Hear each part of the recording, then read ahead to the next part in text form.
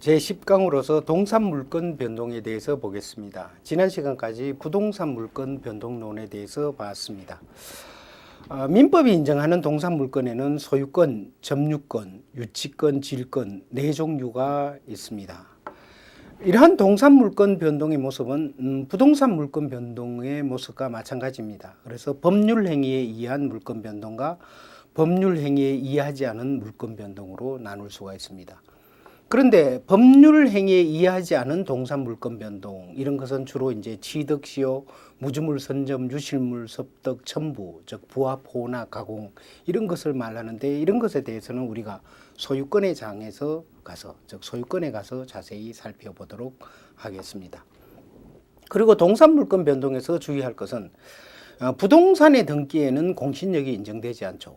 그러나 동산 물건의 공시 방법인 점유, 즉 동산의 점유에는 공신력이 인정됩니다. 즉 우리 민법 249조에서 동산의 선의 취득을 인정하죠. 그래서 이 점에서 주의를 해야 할 것입니다. 이에 따라서 법률 행위에 의한 동산 물건의 변동은 진정한 권리자로부터의 취득과 무권리자로부터의 취득, 이렇게 나누어 볼 수가 있겠습니다. 즉 무권리자로부터의 취득이 바로 동산의 점유의 공신력을 인정하는 선의 취득에 대해서 살펴보는 것이 되겠습니다. 먼저 권리자로부터의 동산의 취득에 대해서 보겠습니다. 자, 동산 물건의 권리자로부터의 취득에 있어서는 성립요건주의, 즉 형식주의가 적용됩니다. 우리 민법 188조 1항에서는 동산에 관한 물건의 양도는 그 동산을 인도하여야 효력이 생긴다라고 하고 있습니다. 그래서 동산 물건 변동에 관해서도 성립요건주의, 즉 형식주의를 취하고 있죠. 이에 따라서 바로 동산 물건을 취득하자면은 물건 행위를 하고 인도, 즉 점유의 이전인 인도가 있어야 물건 변동이 일어난다고 하겠습니다. 그리고 이러한 원칙의 적용 범위를 보면은 법률 행위에 의한 동산 물건의 이전에 한정되겠습니다. 동산에 관한 물건 중 실제 이 188조, 즉 성립요건주의가 엄격하게 적용되는 것은 소유권뿐이고, 그 이외의 점유권, 유치권, 질권에 있어서는 각각 특별 규정에 적용을 받는다는 것에 주의를 하셔야 하겠습니다. 그래서 동산 물건의 변동의 경우에서도 바로 어떻습니까? 성립요건주의, 형식주의니까 물건 행위가 있고 플러스 인도가 있어야 물건 변동이 일어납니다.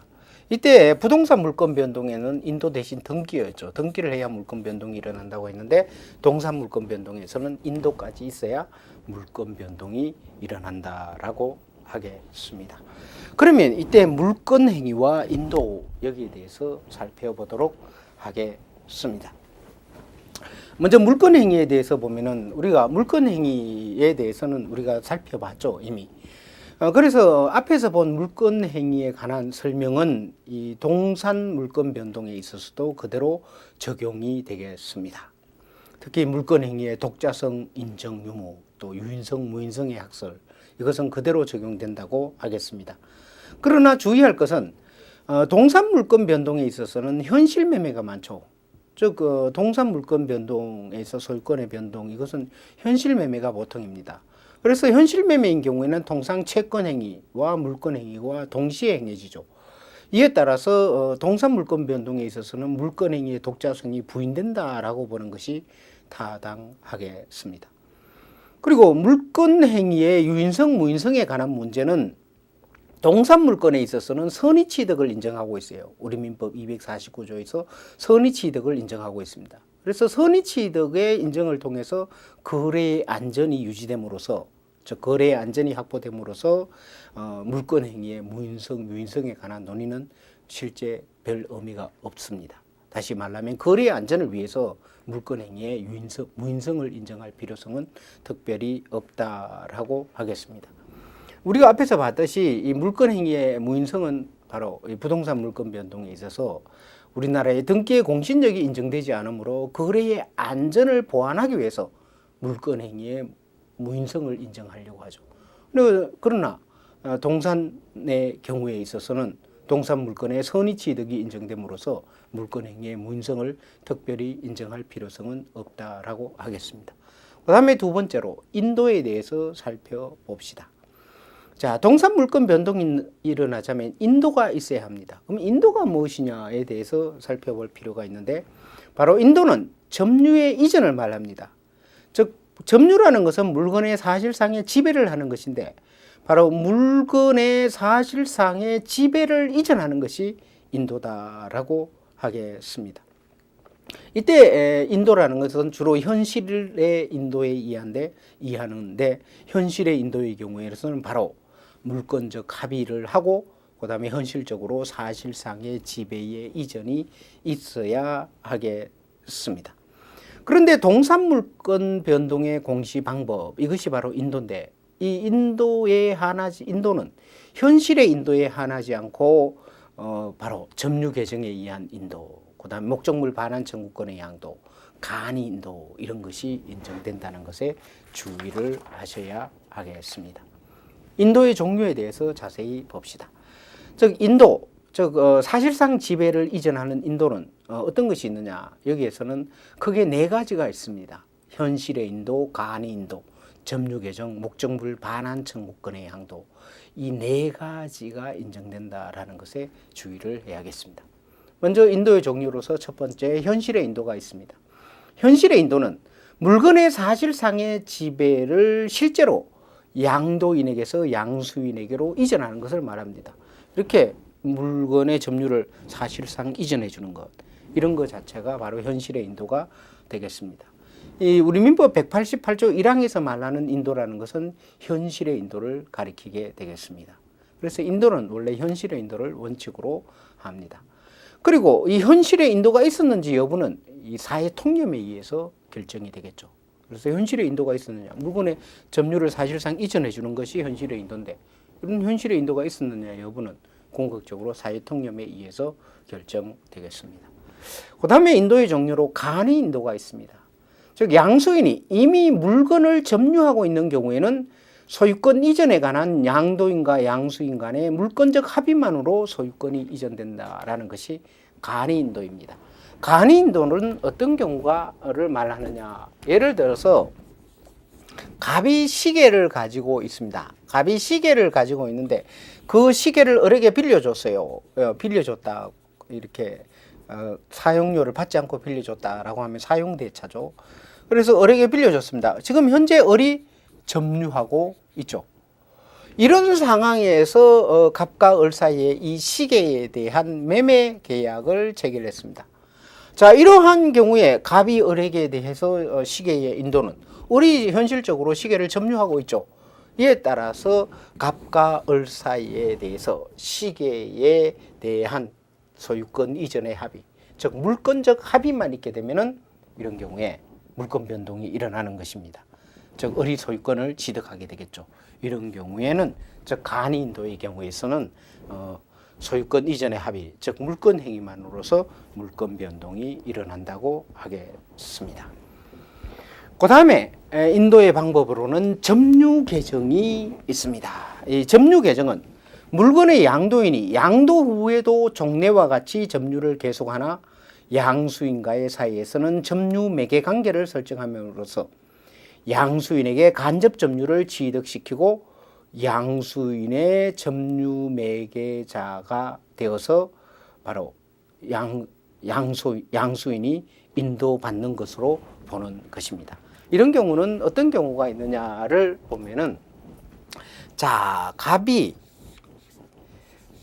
갑과 을이 있습니다. 갑이 이제 시계를 가지고 있습니다. 그래서 을에게 시계를 매각을 했습니다. 매각을 한 경우에 인도가 되자면 시계를 현실적으로 인도를 해야죠. 즉 현실에 인도를 해야 되는데 현실에 인도를 하지 않고 매각을 하고 동시에 갑이 또 시계를 계속 수익하기로 하는 사용대차나 시계에 대한 사용대차나 임대차를 체결했습니다.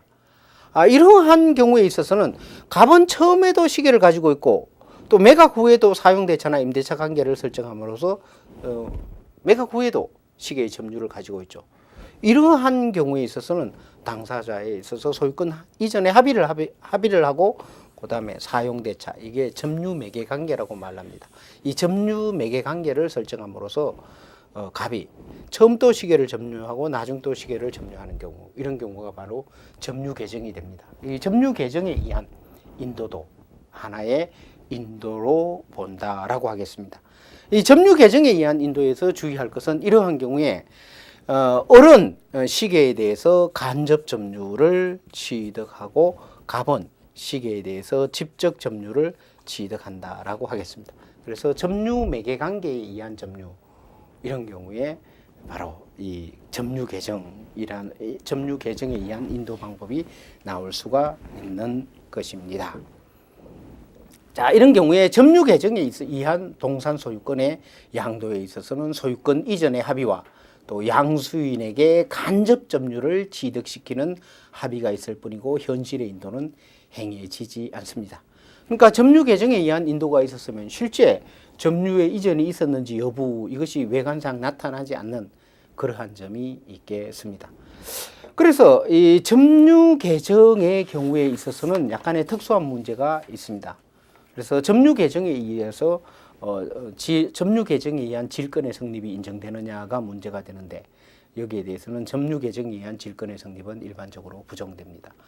그 다음에 점유 개정에 의한 선의 취득이 가능하냐 여기에 대해서도 점유 개정에 의한 선의 취득은 통설과 판례는 부정하고 있습니다.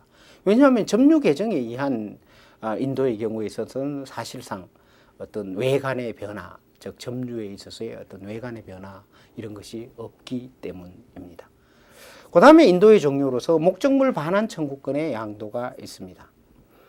목적물 반환 청구권의 양도라는 것은 양도인이 목적물의 간접 점유자이고 제3자가 이를 직접 점유하고 있는 경우에 양도인이 제3자에 대하여 가지는 반환 청구권을 양수인에게 양도함으로써 양수인에게 간접 점유를 취득시키는 경우를 말합니다. 예를 들어서 어떤 경우가 있느냐. 예를 들어서 갑이라는 사람이 을에게 자전거를 자기가 갖고 있던 자전거를 빌려줬습니다. 자전거를 이제 빌려줬다. 자전거를 뭐 사용대차했다라고 합시다. 자, 이런 경우에 갑은 을에 대해서 자전거에 대한 반환 청구권을 가지고 있습니다. 자전거에 대한 반환 청구권을 가지고 있죠. 이런 경우에 갑이 병한테 이 자전거에 대한 양도를 하는 경우에는 어떻게 하느냐 하면은 갑이 을에 대해서 가지고 있는 이 자전거에 대한 반환 청구권을 갑이 병한테 양도합니다. 즉 갑이 병한테 자전거에 대한 반환 청구권을 양도함으로써 이것도 하나의 인도로 인정이 된다는 것입니다. 이때 반환 청구권의 양도, 이 반환 청구권이라는 것은 하나의 채권이죠. 그러니까 반환 청구권의 양도에 있어서는 민법 450조에 따른 이 채권 양도의 요건을 갖추어 줘야 한다는데 주의를 해야겠습니다. 이런 경우에는 양도인이 갑에게 채권 양도의 사실을 통지하거나 또는 을의 승낙이 있어야만 하겠습니다. 그래서 목적물 반환 청구권의 양도에 의해서도 양도도 이것이 인도의 한 방법으로 인정된다라는 것에 주의를 해야 하겠습니다. 그래서 동산 물건의 변동에 있어서는 성립요건주의로서 물건 행위와 인도가 있어야 되는데 이 인도라는 것은 현실의 인도에 한하지 않고 바로 간의 인도, 점유 개정, 목적물 반환 청구권의 양도에 의한 인도도 인정된다는 것에 주의를 하셔야 하겠습니다.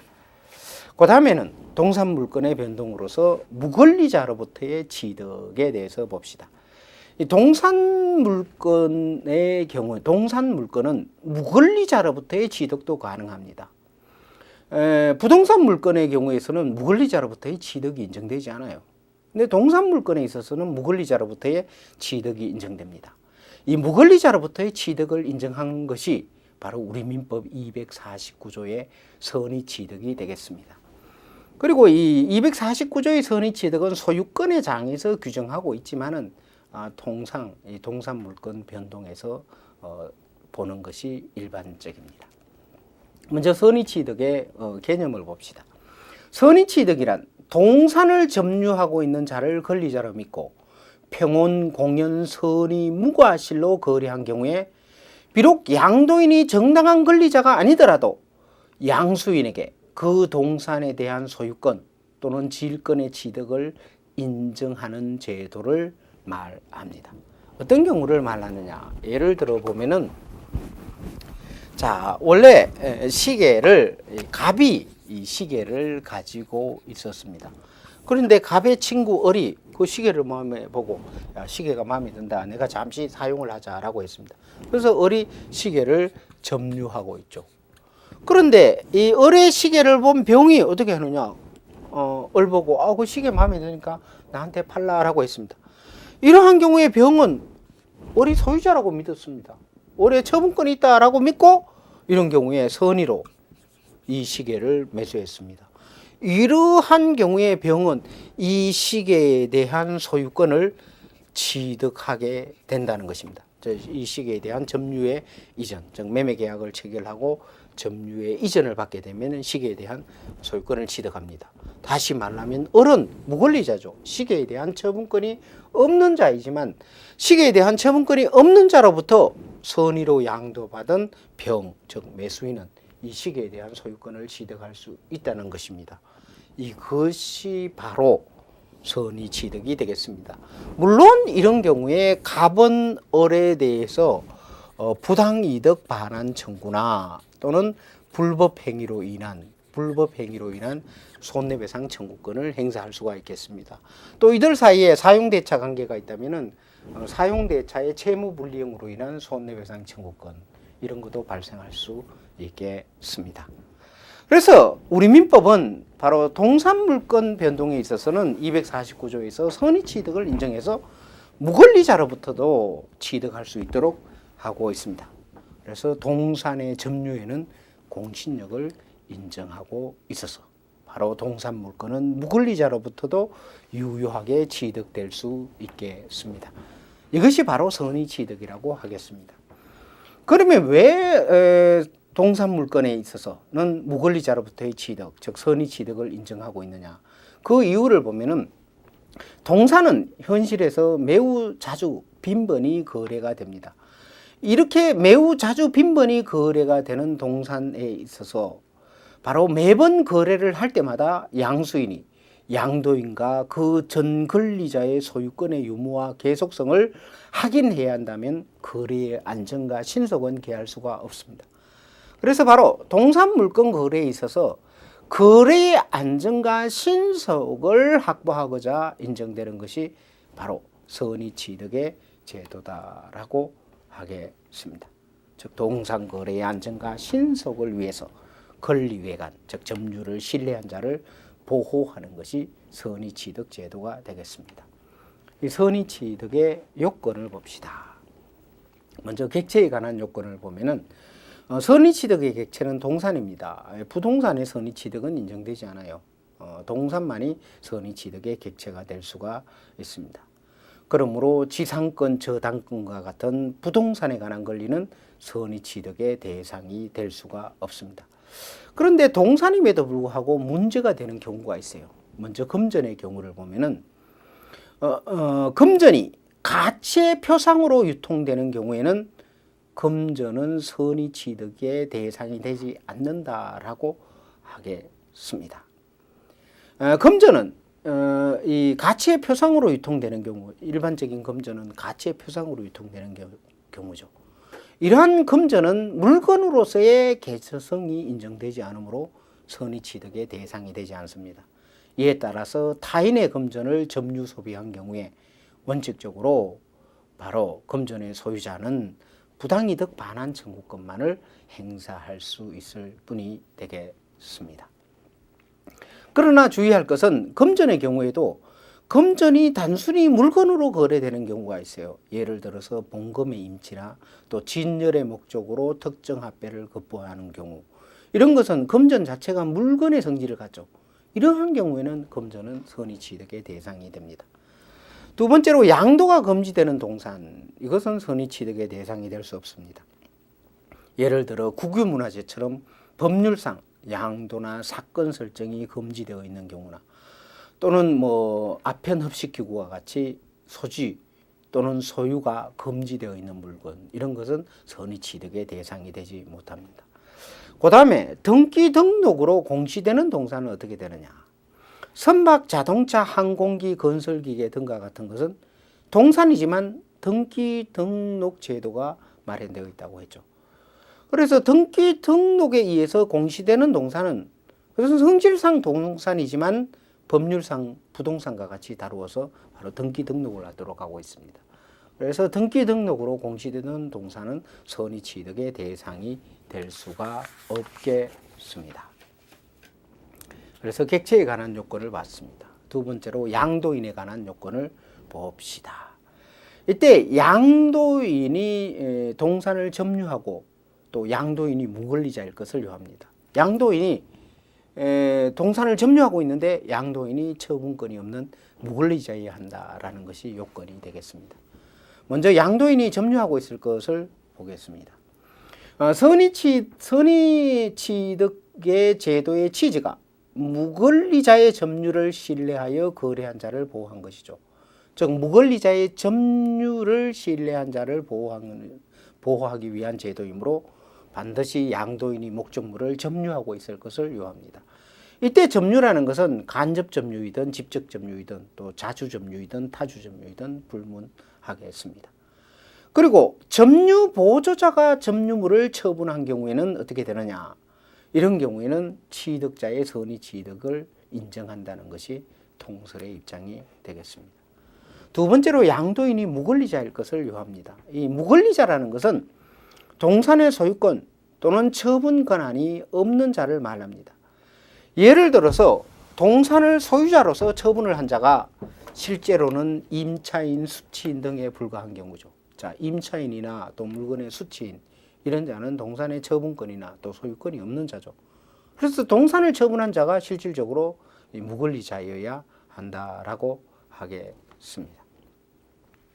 그 다음에 세 번째 요건으로서 양수인에 관한 요건을 봅시다. 이런 경우에 병에 관한 요건입니다. 양수인에 관한 요건을 보면은 양수인은 동산 물건에 관한 유효한 거래 행위를 했어야 하고 또 양수인은 선의무과실일 것을 요합니다.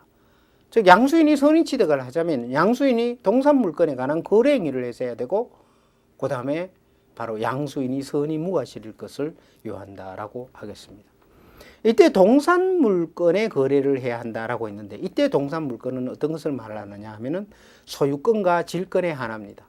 원래 동산 물건에는 우리 민법상 네 가지만 인정되죠. 소유권, 질권, 유치권, 점유권 이렇게 네 가지가 인정되는데 선의취득의 대상이 되는 동산 물건은 소유권과 질권에 한합니다.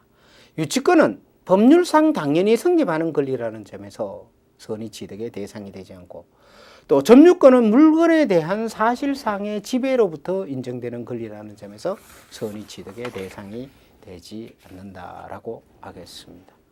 그 다음에 동산 물건에 대한 거래 행위가 있어야 합니다. 선의취득은 동산 물건의 거래의 안전을 보호하기 위한 제도이죠. 그래서 동산 물건에 관한 거래 행위가 존재해야 됩니다. 이때 거래 행위라는 것은 동산에 대한 매매 또는 동산에 대한 질권 설정, 또 변제를 위한 겁부, 소비 대차의 이행으로서의 겁부, 경매 등과 같이 동산의 소유권과 질권에 관한 처분 행위를 말합니다. 이에 따라서 타인의 유실물을 자신의 것으로 오인하여 습득한 경우나 또 타인의 살림을 자신의 것으로 오인하여 벌채한 경우에는 선의취득이 인정되지 않습니다. 왜냐하면 이런 경우에는 거래 행위가 없었기 때문입니다. 또한 선의취득 제도는 어디까지나 개별적 거래를 보호하기 위한 제도이죠. 그래서 특정 성계에 국한하고 상속, 회사의 합병과 같은 포괄 성계의 경우에는 선의취득이 인정되지 않습니다. 그 다음에 거래 행위가 법적으로 유효해야 합니다. 선의취득의 제도가 바로 거래의 안전을 보호하기 위한 제도이므로 거래 행위가 완전 유효할 것을 요합니다. 이에 따라서 거래 당사자에게 무능력, 대리권의 흥결, 착오, 사기 강박 등의 사유가 있어서 거래 행위 자체가 무효 취소로 되는 경우에는 선의 취득이 인정되지 않습니다. 그 다음에 네 번째로 거래 행위가 평온공연할 것을 요합니다. 즉 양수인이 평온공연하게 동산을 양수해야 한다는 것입니다. 통상 거래에 있어서는 이 평온공연한 거래죠. 이 평온이라는 말은 이 강폭의 반대말인데, 즉 법률상 허용되지 않는 강폭 행위에 의하지 않을 것이 평온한 거래이다라고 하겠습니다. 그래서 평온이란 말은 강폭의 반대말로 법률상 허용되지 않는 강폭한 행위에 의하지 않을 것을 말합니다. 그 다음에 공연은 엄비의 반대말로서 이해관계인에 대해서 엄폐하지 않는 것을 말합니다. 그런데 우리 민법 197조 1항에 의해서 점유자는 평온공연한 것으로 공연하게 점유한 것으로 추정이 되죠. 그래서 평온공연은 추정이 된다고 하겠습니다. 그리고 이때 통상적인 거래는 보통 평온공연한 거래다라고 하겠습니다. 그 다음에 양수인에 관한 요건으로서 양수인은 선의 무과실이어야 합니다. 선의라 하면 양도인이 무권리자임을 알지 못하는 것을 말하고, 또 무과실이라 하면 알지 못한 것에 대해서 가실이 없음을 말합니다. 그래서 선의임에 가실이 없는 것, 이것이 바로 무과실이고, 선의임에 가실이 있는 경우에는 가실이 있는, 즉 유과실이 된다고 하겠습니다. 이때 이 선의, 이 점유자의 선의, 즉 양수인의 선의도 추정이 됩니다. 197조 1항에서 점유자는 선의로 평온공연하게 점유한 것으로 추정된다라고 하고 있음으로써 바로 양수인의 선의도 추정이 되겠습니다. 그럼 문제는 무과실도 추정되느냐에 관한 문제입니다. 여기에 대해서 우리나라의 학설의 대립이 있는데, 다수설에서는 무과실은 추정되지 무과실도 추정된다라고 보고 있습니다.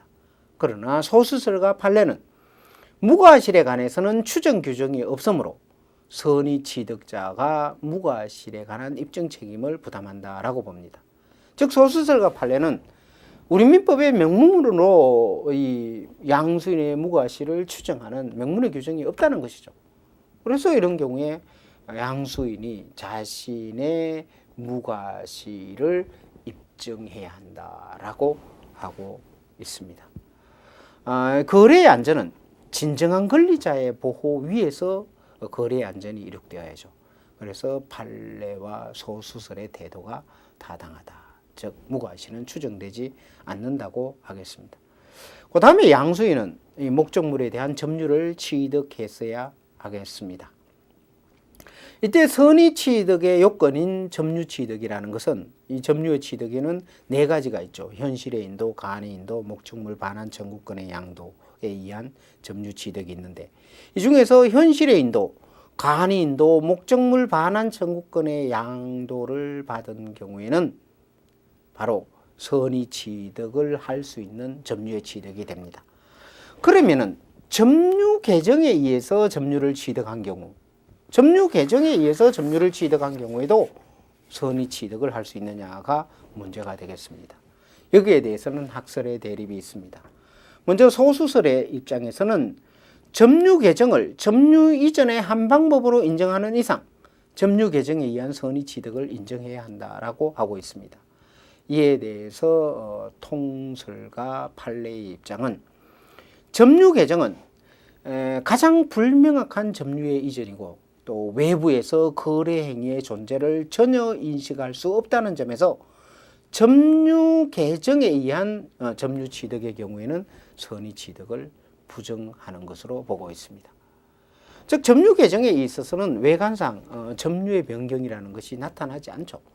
이에 따라서 진정한 권리자의 보호가 우선돼야 한다는 입장에서 점유 개정에 의한 선의 취득은 부정되어야 한다라고 하겠습니다.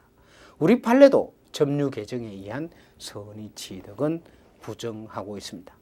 그래서 양수인은 목적물의 점유를 취득해야 되는데, 이때 점유취득의 방법으로는 현실의 인도에 의한 점유취득, 간이 인도, 목적물 반환 청구권의 양도에 의한 점유취득만이 점유취득으로 인정이 되겠습니다.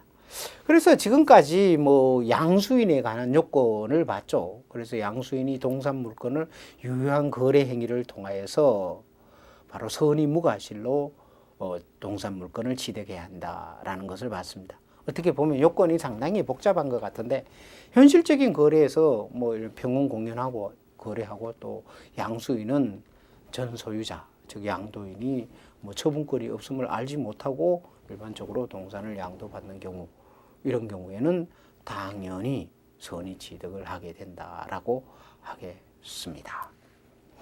선의 취득의 효과에 대해서 봅시다. 자, 선의 취득의 요건이 갖추어지면 선의 취득자는 그 동산에 대한 물건을 취득하겠습니다. 이때 취득하는 물건은 소유권과 질권에 한한다라는 것에 주의를 하셔야겠습니다. 그리고 이 선의 취득의 법적 성질에 관해서는 선의 취득자가 원시 취득을 한다라는 입장과 또 성계 취득을 한다라는 입장이 있습니다. 여기에 대해서 우리나라의 통설은 원시 취득을 하는 것으로 보고 있습니다. 그 다음에 선의 취득의 경우에 도품 유실물에 관한 특칙이 있습니다. 자, 이것은 250조에서 규정하는데 이것은 주의를 하셔야겠습니다. 자, 도품 유실물의 경우에는 양수인이 선의 취득의 요건을 갖추더라도 피해자 또는 유실자는 도난 또는 유실한 날로부터 2년 이내에는 점유자, 즉 선의 취득자에게 그 물건의 반환을 청구할 수 있다라고 하고 있습니다. 자, 어떤 경우를 말하느냐 하면은 자, 갑이 시계를 갖고 있었습니다. 갑이 시계를 유실했습니다. 이런 경우에 어리 시계를 주었다라고 합시다. 이런 경우에 어리 시계를 주어서 이것을 병한테 매각을 했습니다. 이런 경우에 병이 선의로 유효한 거래 행위를 통해서 양도받은 경우에 병은 선의 취득을 하게 되겠죠. 이런 경우에 병은 선의 취득을 하는 경우에 이런 경우에는 이 시계 자체가 유실물이죠. 이런 경우에 유실자는 2년 이내에는 유실을 한 날로부터 2년 이내에는 병에게 이 시계의 반환을 청구할 수 있다는 것입니다. 즉 도품 유실물에 관한 특칙이 인정돼서 바로 피해자 또는 유실자는 자기가 도난당한 물건이나 유실한 물건에 대해서 이 선의 취득자에게 2년 이내는 반환을 청구할 수가 있겠습니다. 이것이 바로 도품 유실물에 관한 특칙입니다. 그러나 도품이나 유실물이 금전인 때는 반환을 청구하지 못합니다. 그러면은 왜 이런 도품 유실물에 대해서 이 반환 청구권, 즉 진정한 소유자의 반환 청구권을 인정하느냐? 이것이 좀 잘못된 것이 아니냐라는 견해가 있습니다. 도품 유실물은 소유자 또는 점유자의 의사에 반하여 점유를 이탈한 물건이죠. 즉 점유 이탈물이죠. 이 점유 이탈물의 경우에서는 점유 위탁물과 달리 그 법적 취급을 좀 더 달리 해야 한다는 것입니다. 그래서 점유 이탈물, 즉 도품 유실물인 경우에는 선의 취득의 예외를 인정하는 것이 타당하다고 하겠습니다. 250조의 적용 범위를 보면은 250조가 적용되는 물건은 이 도품이나 유실물이 되겠습니다. 먼저 도품 유실물이 뭐냐에 대해서 보면은 도품이라 하면 절도 강도에 의하여 점유자의 의사에 반하여 그의 점유를 박탈당한 물건을 말합니다. 그 다음에 유실물은 점유자의 의사에 의하지 않고 그 점유를 이탈한 물건, 이것이 바로 유실물이 되겠죠. 그래서 250조의 특칙에 적용되자면 도품 및 유실물이 되어야 하겠습니다. 그리고 점유 이탈물인지의 여부, 이것은 직접 점유자의 의사를 표준으로 하여 결정이 되겠죠. 이에 따라서 문제가 발생하는 것이 이 점유 보조자가 점유물을 처분한 경우입니다. 이 점유 보조자가 뭐냐라는 것은 우리가 다음 시간에 점유권 일반을 설명하면서 자세히 설명해 드리겠습니다. 이 점유 보조자가 점유물을 처분한 경우에 이런 경우에도 점유 이탈물에 해당되어서 250조의 특칙이 적용되는가가 문제가 되겠습니다. 여기에 대해서 통설의 입장은 점유보조자가 점유물을 처분하는 것은 점유보조자의 이사에 의한 것이므로 도품 유실물이 되지 않는다라고 하고 있습니다. 다시 말하면 저문과 같은 점유보조자가 가계의 물건을 임의로 처분하면은 형법상 점유보조자는 절도죄에 해당되지만 그 목적물은 250조상의 도품에 해당되지 않는다라고 하겠습니다. 우리 판례도 마찬가지로 보고 있습니다. 그래서 이 가게 점원이 주인의 점유주, 즉 주인의 의사에 반해서 물건을 임의로 처분한 경우에 그것은 형법상 절도죄에 해당되죠. 임의로 처분해서 자신이 그 매각 대금을 가진 경우에 이거 형법상 절도죄에 해당되지만 이런 경우에는 바로 도품이라고 보지 않고 이런 경우에는 선의취득의 대상이 되는 것으로 보고 있습니다. 그 다음에 제3자에게 도품 유실물이 전전양도된 경우에도 이러한 도품 유실물이라는 성질은 계속적으로 부착되어 있음으로써 그 후에 양수인이라도 선의취득하지 못합니다. 예를 들어서 이런 경우에 자, 병이 도품 유실물에 대해서 선의취득을 했어요.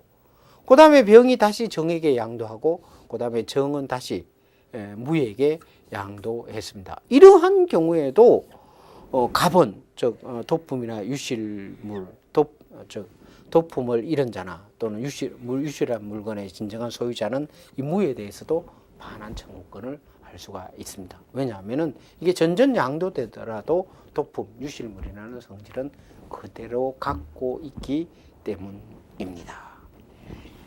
그 다음에 주의할 것은 사기 공갈 횡령에 의해서 점유자가 물건을 자기의 이사에서 교부한 경우에는 도품 유실물이 되지 않습니다.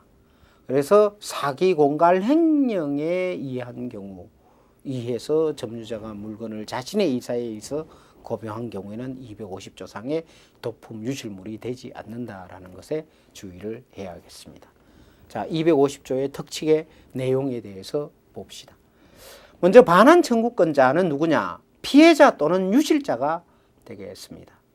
그리고 직접 점유자가 반환 청구권을 가지는 경우에 원소유자인 간접 점유자도 반환 청구권을 가집니다. 이때 상대방은 누구냐? 반환 청구의 상대방은 도품 유실물을 현재 점유하고 있는 자다라고 하겠습니다. 그래서 직접 도인이나 또 섭득자로부터 취득한 자뿐만 아니라 그 특정 승계인도 상대방에 포함이 됩니다. 반환 청구 시기를 보면은 이때 도난 또는 유실한 날로부터 2년입니다. 이때 기산점인 도난의 시기에 관해서 절취행위 성립 시냐 아니면 피해자의 점유 상실 시냐라는 것이 문제가 되는데 피해자의 점유 상실 시라고 보는 것이 타당하겠습니다. 그 다음에 소유권의 귀속에 대해서 봅시다. 자, 도품 유실물인 경우에 이런 경우에 진정한 소유자인 즉 피해자나 유실자는 선의 취득을 한 병에게 2년 이내에는 반환 청구할 수 있죠.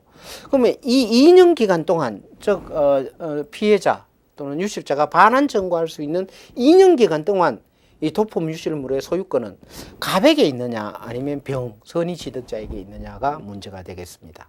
여기에 대해서 우리나라의 다수설은 이런 경우에 이 반환 청구권을 행사할 수 있는 기간 동안 즉 반환 청구를 즉 갑이 병에게 반환 청구를 하기 전에는 병이 소유권을 갖고 있다라고 보고 있습니다. 이것은 다른 말로 하면 선의 취득자 기속설이라고 말을 합니다. 그래서 통설은 도품 유실물이라 하더라도 취득과 동시에 일단 소유권은 선의 취득자에게 기속을 하고 원소유자가 2년간 그 반환을 청구할 수 있을 뿐이다 라고 보고 있습니다. 그런데 최근에 유력한 견해에 의하면은 2년 동안 피해자 또는 유실자가 반환 청구를 할 수 있는 경우 이 기간 동안의 소유권은 선의 취득자에게 속하는 것이 아니라 피해자 또는 유실자에게 속한다라고 해서 적시취득 부정설, 즉 선의 취득자의 적시취득을 부정하는 견해도 유력하게 주장이 되고 있습니다. 그리고 피해자 또는 유실자가 선의 취득자에게 2년 내에는 반환 청구권을 행사할 수 있는데 이 반환 청구권의 법적 성질이 뭐냐가 문제가 되는데 이 반환 청구권의 법적 성질은 민법 250조에 의해서 법률에 의해서 인정되는 법정의 청구권이다라고 하겠습니다.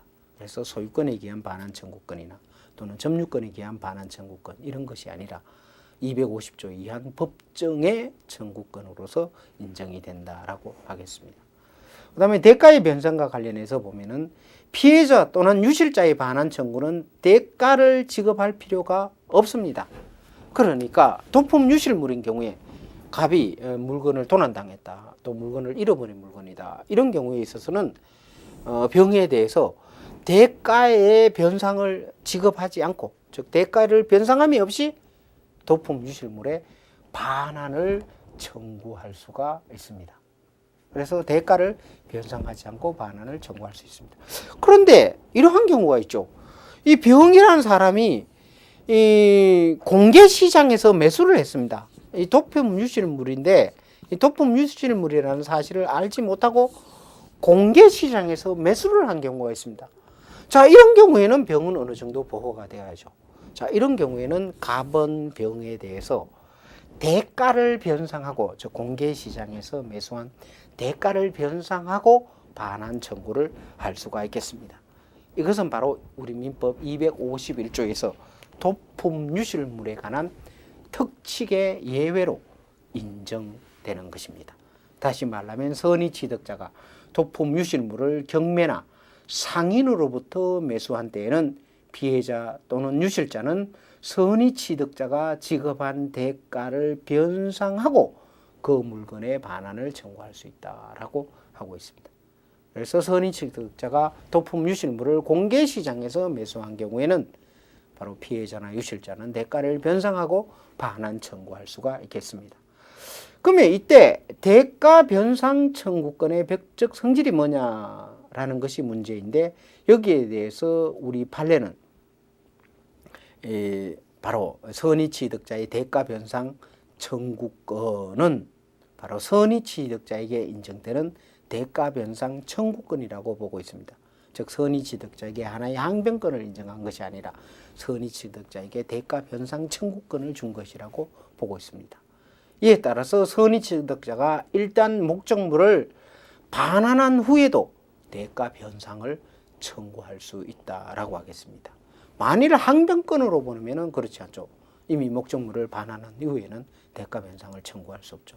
그런데 이것의 법적 성질을 대가 변상 청구권으로 보기 때문에 목적물을 반환한 이후에도 공개 시장에서 매수한 선의 취득자는 바로 대가 변상을 청구할 수 있다고 하겠습니다.